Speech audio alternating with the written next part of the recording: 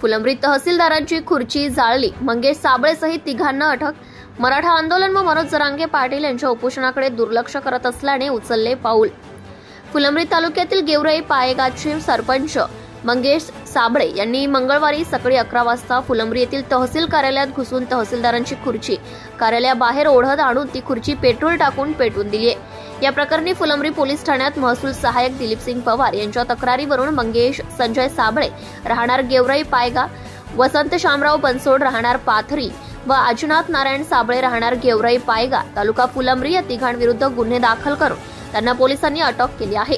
या तक्रारीत शासकीय मालमत्तेची हानी केल्याचे म्हटले आहे. मंगेश साबळे हे आपल्या 2 सहकारी सोबत सकाळी 10:30 वाजेच्या दरम्यान फुलंब्री तहसील कार्यालयात घुसले होते व त्यांनी तहसीलदार यांच्या दालनात कोणी नसल्याचे बघून त्यांची खुर्ची बाहेर काढली. इमारतीच्या पायऱ्यांखाली खुर्ची आणून त्या खुर्चीवर पेट्रोल टाकून आग लावली. त्यानंतर त्यांनी 1 मराठा लाख मराठा अशी घोषणाबाजी केली. ही घटना घडत असताना कर्मचारी गोंधळून गेले होते.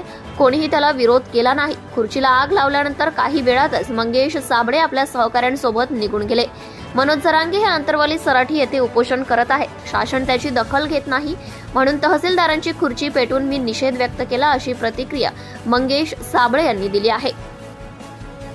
मंगेश साबळे हे कट्टर मराठा योद्धा मनोज जरांगे पाटील यांचे समर्थक आहे. त्यांनी यापूर्वी एका आंदोलनात त्यांची स्वतःची कार पेटवली होती. त्यानंतर नुकत्याच झालेल्या जालना लोकसभा मतदारसंघात अपक्ष उभे राहून 1,55,000 मतदान घेऊन भाजपचे रावसाहेब दानवे यांचा पराभव देखील केला होता. यामुळे कल्याण काळे विजयी झाले होते. यामुळे जिल्ह्यातच नव्हे तर संपूर्ण राज्यात मंगेश साबळे परिचित झाले आहे. त्यांचे आंदोलन असेच वेगळे असतात, मात्र यावेळी त्यांनी कायदा हातात घेतल्याने त्यांना बेडा ठोकण्यात आले आहे. Subscribe now and press the bell icon. Never miss an update.